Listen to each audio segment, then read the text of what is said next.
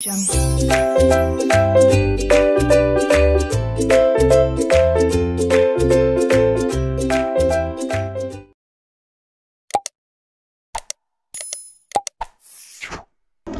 hello everyone and welcome back to my channel in Learning to Learn. So yes, basically ये questions हमने Unacademy पे किए थे and right now we are going to do in research aptitude, right? So basically ये हम कर चुके थे as on Friday और इसके solutions मैं आज upload कर रही हूँ. जिसको भी कोई questions नहीं समझ में आए हो वो ये lecture से इस questions को समझ सकता है, right? So let's start with this particular thing.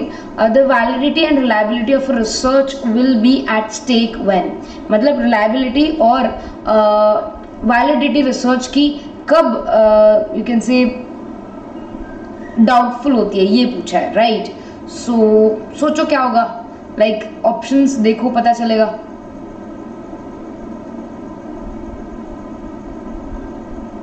बहुत सिंपल क्वेश्चन है, बहुत डायरेक्ट क्वेश्चन है, of course all of the above, क्योंकि हर एक ऑप्शन ये कह रहा है कि रिसर्च की वैलिडिटी और रिलायबिलिटी उतनी नहीं है, right? So of course D all of the above is the correct answer. Next, the term used to describe when research measure the variable और dimension it's supposed to measure. तो basically ये term describe कर रहा है कि research जब किसी variable को या डायमेंशन को मेजर करना चाहता है तो वो क्या चीज होती है, right? Okay, so the correct answer is validity. Validity is the correct answer because हम क्या चाह रहे हैं, हम एक मेजर करना चाह रहे हैं वेरिएबल को and we are trying to understand कि what should be the correct measure or correct dimension for that particular variable. So that is validity. The next is which of the following is not characteristics of research. Research का कौन सा characteristics नहीं है? बहुत simple question है. Of course, it is not a process. ये characteristics नहीं है. It is a process. That is the correct answer. Next question. Which of the following terms is closely related to generalization of outcomes of research? कि इनमें से कौन सा ऐसा term है जो जनरलाइज करता है आउटकम ऑफ रिसर्च को, कि रिसर्च का जो रिजल्ट निकलता है उसको हम जनरलाइज करते हैं. तो कौन सी चीज है वो? बहुत सिंपल है अगर पढ़ा हो. Of course the correct answer is A and B both. External validity और इन्फ्रेंस दोनों निकाल सकते हैं जर्नलाइजेशन के टाइम पे, right? Next question, a research instruments giving inconsistent result. जो इनकंसिस्टेंट रिजल्ट दे रहा है वो क्या है? लो वैलिडिटी है, हाई वैलिडिटी है, लो रिलायबिलिटी है, हाई रिलायबिलिटी है? The correct answer is low reliability. इस पे हम भरोसा नहीं कर सकते. Reliability is related to trustworthiness and yes, मैंने नोटिस किया है कि काफी बच्चे इसमें ज्यादा कंफ्यूज रहते हैं. So yes, I'm going to take a special class on these topics of research so that you guys will be able to understand it in a better manner. Next one, authenticity of a research finding. अगर research में यूथेंटिक होना चाहिए, मतलब genuine होना चाहिए, तो वो हम किससे फाइंड आउट करते हैं? ओरिजिनलिटी से, वैलिडिटी से, ऑब्जेक्टिविटी से, या all of the above? Genuineness की बात कर रही हूं मैं. और अगर आपको ये आंसर्स नहीं आ रहे तो प्लीज आपको वैलिडिटी, रिलायबिलिटी, ऑब्जेक्टिविटी, ये सारी चीजें पढ़ने की जरूरत बहुत ज्यादा है. Correct answer is of course all of the above. सारी चीजें जेन्यूननेस के बारे में बता रही है या यूथेंटिसिटी के बारे में बता रही है. Next question, how can the objectivity of research be enhanced?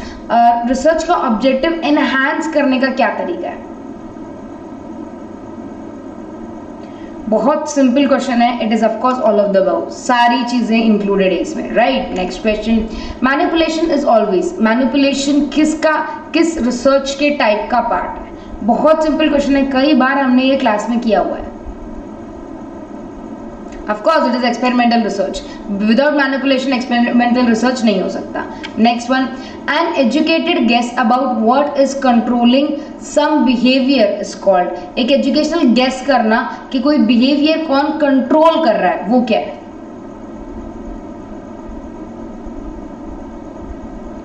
काफी बच्चे इसमें कंफ्यूज हुए थे. अगर आप बहुत ध्यान से देखेंगे ना, बहुत ध्यान से देखेंगे, you will be able to see. I'm just searching for the pen. I'm really sorry. Pen का रखा है. Okay, you'll be able to see the word here guess, GUESS, right? तो ये गेस क्या बता रहा है?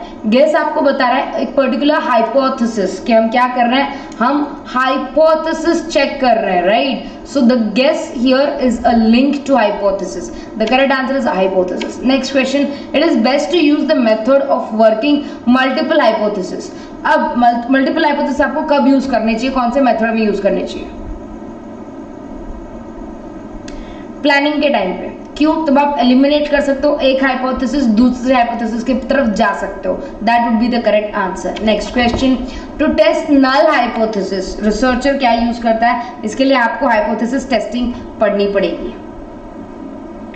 चाई square test. Okay, next question, hypothesis can not be stated. Hypothesis किसमें स्टेट नहीं होते? बहुत सिंपल क्वेश्चन है, घुमा के नहीं पूछा है, सीधा है, डायरेक्ट है, स्ट्रेट फॉरवर्ड क्वेश्चन है. ऑफ कोर्स जनरल टर्म में आप नहीं बता सकते, या तो उसको डायरेक्शनल टर्म में बताओगे, या डिक्लेरेटिव टर्म में बताओगे, या किसी और टर्म में तो बताओगे, जनरलाइज नहीं कर सकते आप उसको, right? Next question, which type of research would be least likely to include in the research hypothesis? कौन सा रिसर्च स्टेटमेंट रिसर्च हाइपोथेसिस में आने के साथ चांसेस जिसके सबसे कम है, कौन सा है वो?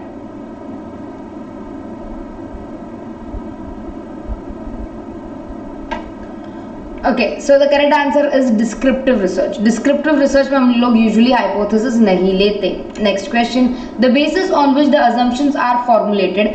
एक ऐसा बेसिस जिस पे अजम्पशंस बनते हैं, तो वो कौन सा बेसिस है?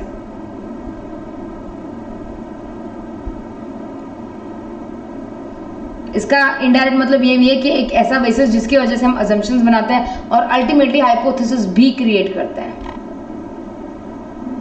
Of course, the correct answer is all of the above. सारी चीजों पे हम हाइपोथेसिस बेस कर सकते हैं. यूनिवर्सिटीज पे, यूनिवर्सिटीज नहीं होना चाहिए, आई थिंक कल्चरल बैकग्राउंड होना चाहिए.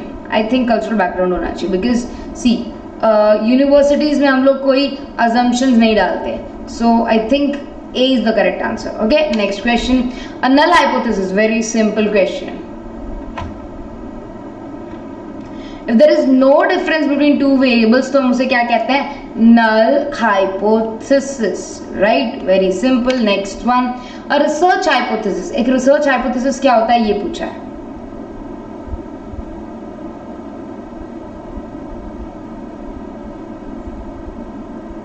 बहुत सिंपल क्वेश्चन. अगर सॉरी हाइपोथेसिस का मीनिंग भी आपने पढ़ा हो तो आप इसको क्रैक कर पाएंगे.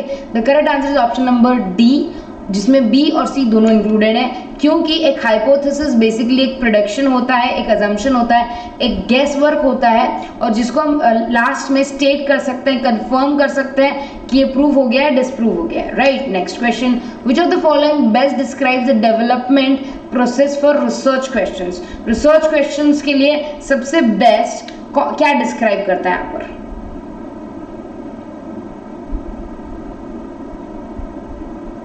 Development process of research question.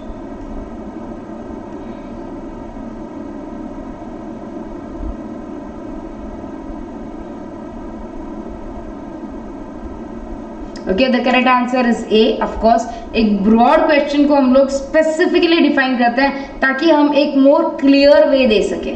So that is the correct answer. अगर आप एलिमिनेशन मेथड भी यूज करोगे, क्रैक हो जाएगा.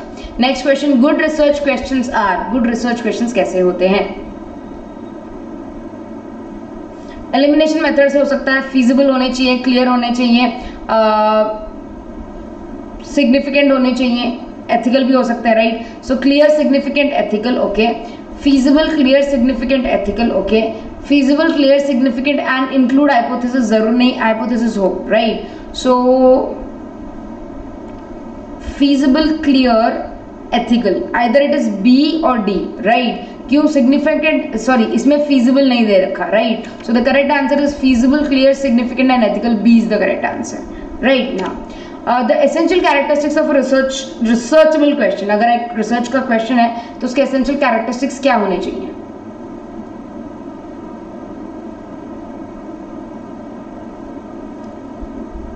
एलिमिनेशन की तरफ से हो सकता है, राइट? पॉजिटिव चेंज जरूरी नहीं, कमर्शलाइजेशन जरूरी नहीं, इंटरेस्टिंग क्वेश्चन को आंसर जरूरी नहीं. B is the correct answer. Simple, right? Simple elimination से भी आप निकाल सकते हो. नेक्स्ट क्वेश्चन, एक गुड हाइपोथेसिस में क्या होना चाहिए, ये पूछा है.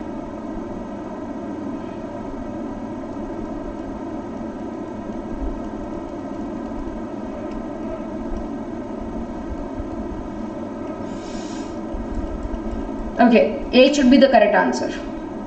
ये कैसे आया? Usually all of the above लगेगा, लेकिन देखो इसमें एक लिंक या हिंट दिया हुआ है, precise, specific, okay, and consistent with well known facts. अगर आप ऑलरेडी वही चीज ले रहे हो जो सबको पता है, तो हाइपोथेसिस किस बात का? हाइपोथेसिस तो तब लेते हैं ना जब आपको नहीं पता, राइट, जब आप अज्यूम कर रहे हो, राइट। सो अगर ये नहीं है तो ऑल ऑफ द अबव तो पक्का नहीं होगा, राइट।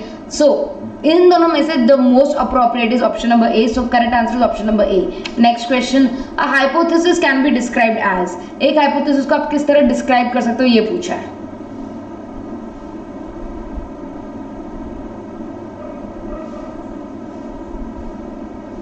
बहुत सिंपल क्वेश्चन है, डायरेक्ट पूछा है। हाइपोथेसिस क्या होता है? Option number D is the right answer. जब आप एक प्रिडिक्शन कर रहे हो, एक गेस कर रहे हो, एक अजम्पशन कर रहे हो, राइट, जिसको आप प्रूव करना चाहते हो, डिस्प्रूव करना चाहते हो, that is called a hypothesis. Next question, formulation of hypothesis may not require. क्या नहीं चाहिए होगा हाइपोथेसिस फॉर्मेशन में?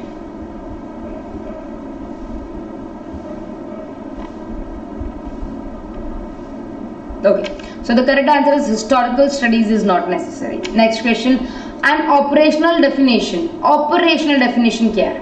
इसके लिए आपको सब्जेक्टिव वर्ड को समझना की जरूरत है, थ्योरेटिकल वर्ड को समझने की जरूरत है, ऑब्जेक्टिव के जो वर्ड है पर्टिकुलर उसको समझने की जरूरत है, ऑपरेशनल को समझने की जरूरत है।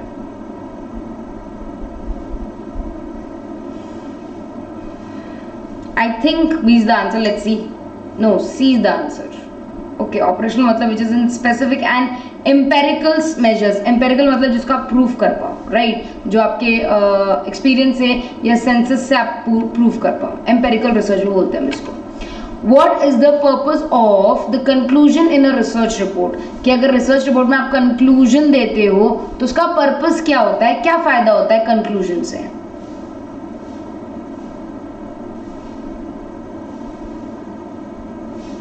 ओके, एलिमिनेशन मेथड से हो सकता है, रिव्यू ऑफ लिटरेचर नहीं करते हम कंक्लूजन में, right.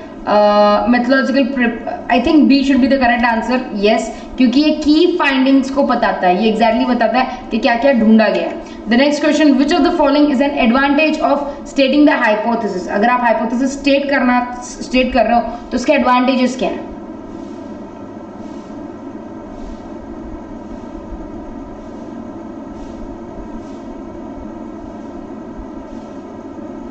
Okay, very simple question. I think the correct answer is of course A, जो आपको एक डायरेक्शन देगा, हाइपोथेसिस आपको एक डायरेक्शन देता है और आपको ज्यादा you can say probable correct answer देता है या करेक्ट वे में समझाता है as compare to any other, right. Next question, which of the following is an example of directional hypothesis. कौन सा इनमें से डायरेक्शनल हाइपोथेसिस है, कौन सा उसका एग्जाम्पल है?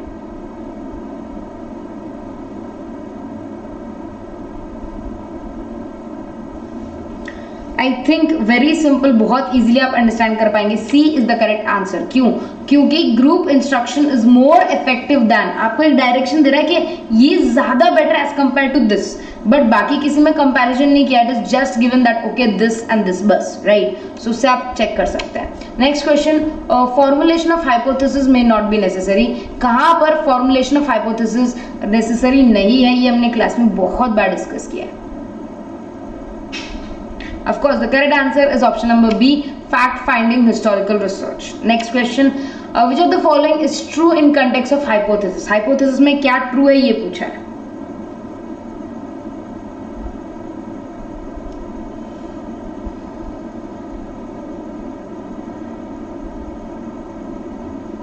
Okay, so the correct answer is all of the above. इन सब में सारी चीजें सही है। ये टेंटेटिव प्रपोजिशन है, मतलब एक अजम्पशन है जो हम आगे जाके प्रूफ कर सकते हैं, डिसप्रूव कर सकते हैं। ये एक validity of hypothesis is unknown, हमें नहीं पता कि हाइपोथेसिस कितना सही है कितना गलत है, और इसको जर्नलाइज भी किया जा सकता है in future. The next is in mixed methods of research quantitative and qualitative findings should be. बहुत सिंपल क्वेश्चन। अगर कभी भी आपने मिक्स्ड रिसर्च पढ़ा हो तो आपको इजीली क्रैक हो जाएगा। The correct answer is of course it should be integrated, दोनों को मिला देना चाहिए तब जाके मिक्स्ड रिसर्च बनता है। किन दोनों को? क्वालिटेटिव रिसर्च को और क्वांटिटेटिव रिसर्च को। Next question, attributes of objects, events और things that can be measured. ये हमने लेटेस्ट में क्लास में किया था, अनअकैडमी के क्लास में, स्पेशल क्लासेस में, फ्री ऑफ कॉस्ट क्लासेस में। वेरिएबल्स को हम क्या करते हैं, मेजर करते हैं, right. Next question, a statistical technique used for large number of variables to establish whether there is a tendency of groups to be interrelated. Okay, बहुत simple question है, स्टैटिस्टिक्स का है, लार्ज ग्रुप से याद रखना, factor analysis, right. Next question, when studying an active independent variable, an intervention or treatment given, okay, ये बहुत you can say confusion था बच्चों के लिए, right? The correct answer is option number A। अब एक बात बताओ, वो क्या पूछ रहा है कि इंडिपेंडेंट वेरिएबल में आप कुछ इंटरवेंशन लाना चाहते हो, कुछ चेंज लाना चाहते हो, तो एक्सपेरिमेंट करो, एक्सपेरिमेंट करोगे तो इंडिपेंडेंट वेरिएबल चेंज होगा, इंडिपेंडेंट वेरिएबल चेंज होगा तो डिपेंडेंट वेरिएबल चेंज होगा, right. So experimental group is the correct answer. The next question, which of the following can be best described as categorical variable. इनमें से कौन सा कैटेगरियल variable में fall करता है? हमने बहुत अच्छे से देखा था normative, then we did about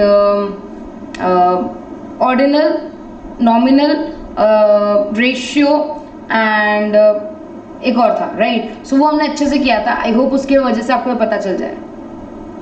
religion is the correct answer, religion is a categorical variable, right, इसको आप नंबर्स नहीं दे सकते, fine. The next is the experimental studies are based on, experimental studies किस पे बेस्ड होती हैं?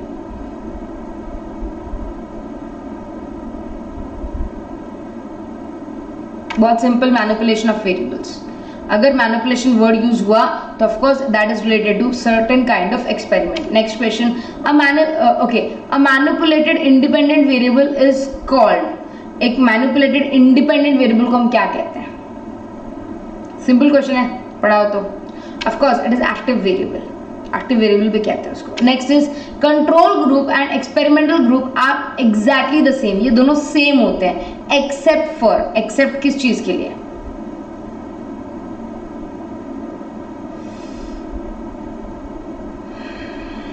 Okay, so the correct answer is independent variable, right? Control group या एक्सपेरिमेंटल ग्रुप बाकी सबके लिए सेम होते हैं, इंडिपेंडेंट वेरिएबल के लिए सेम नहीं होते।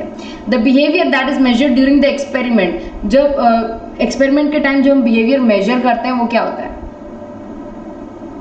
इंडिपेंडेंट को हम कंट्रोल नहीं कर सकते, इंडिपेंडेंट के हिसाब से क्या कंट्रोल होता है? डिपेंडेंट। तो डिपेंडेंट को हम लोग क्या करते हैं? मेजर करते हैं, that is the right answer. Next question, this type of longitudinal research studies the same individuals over an extended period of time। मतलब हम क्या करते हैं, ये रिसर्च में जो इंडिविजुअल्स होते हैं हम उसको लॉन्ग टाइम तक स्टडी करते हैं।